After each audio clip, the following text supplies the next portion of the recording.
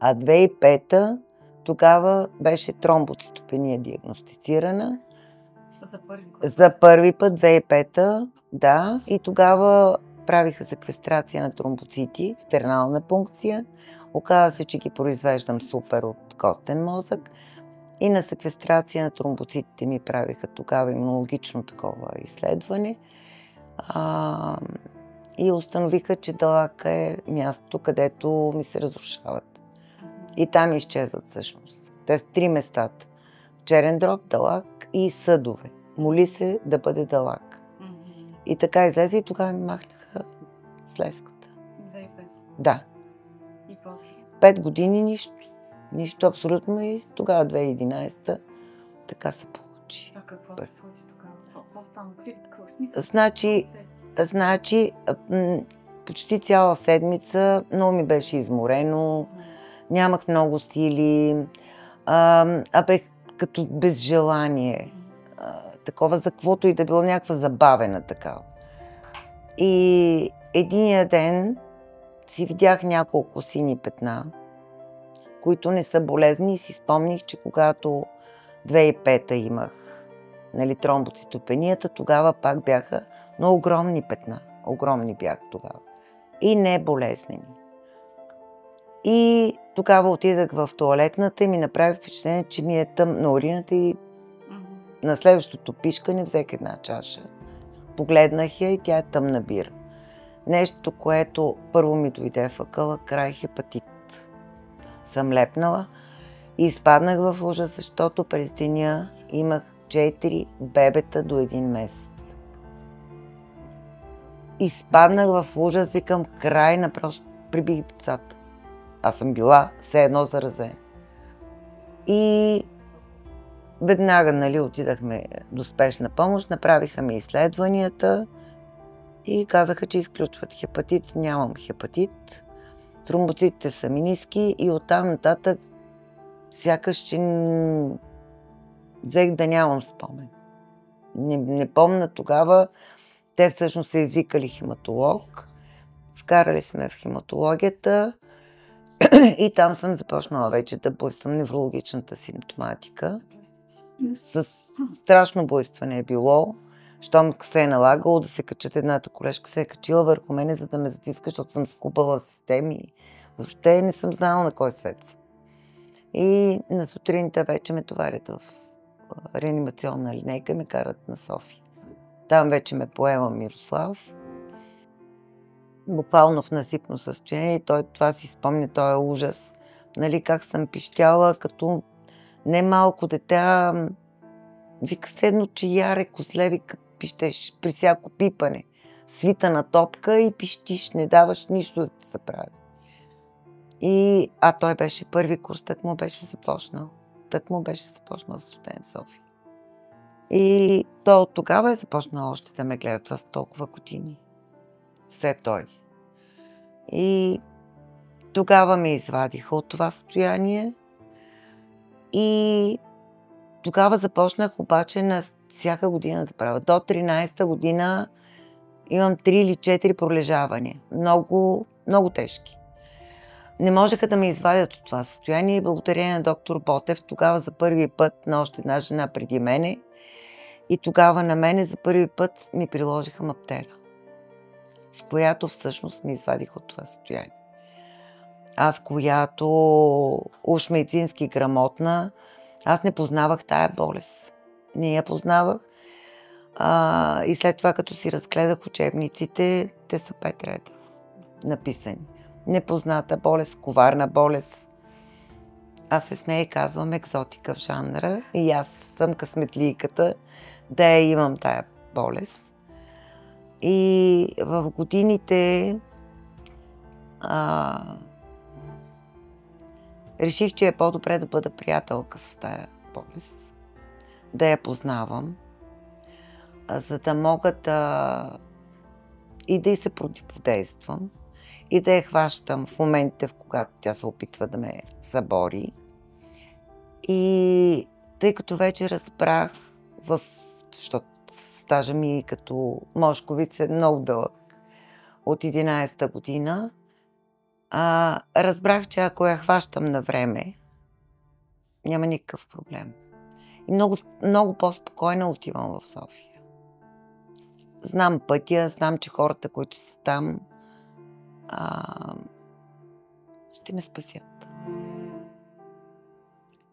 И ще направя всичко възможно да бъда жива и както до сега. И продължавам не съвсем такъв безразборен живот, като някои други от пациентите, но обичам да ходя на екскурзии, греба така живот с пълни шепи. Обичам го този живот.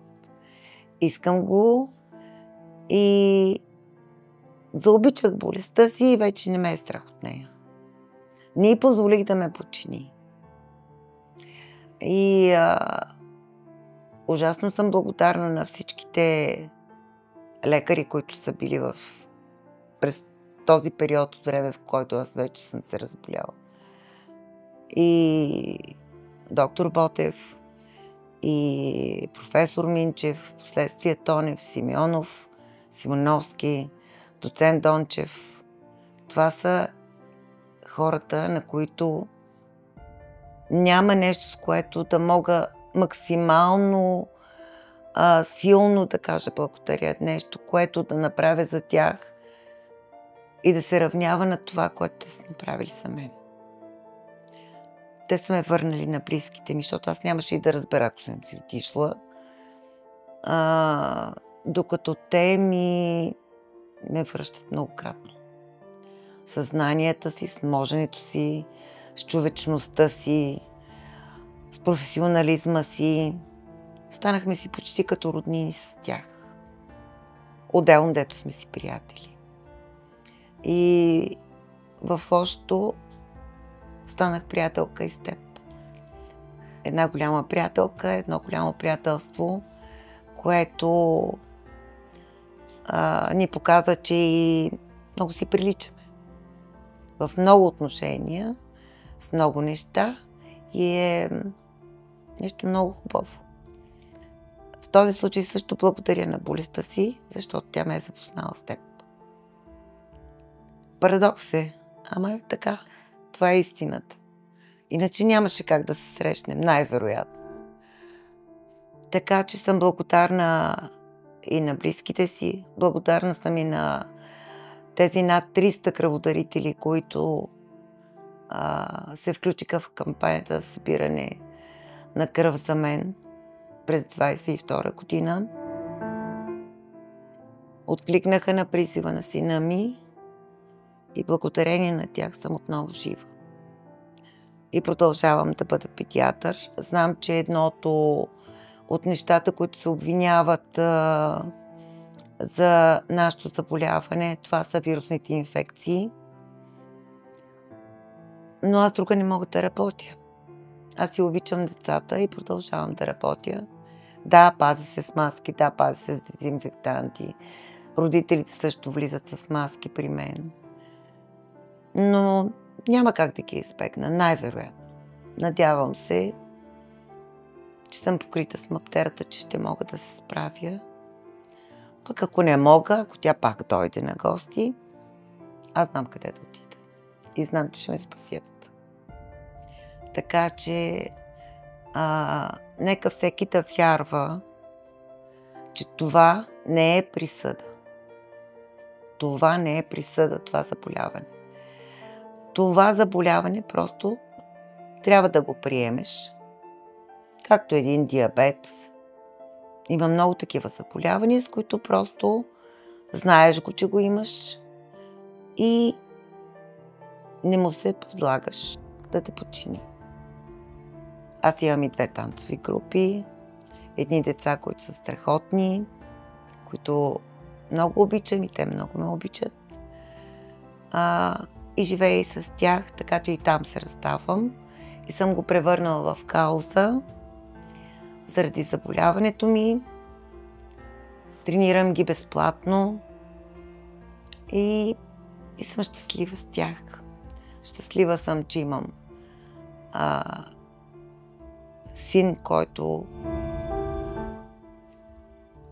е всичко за мен, който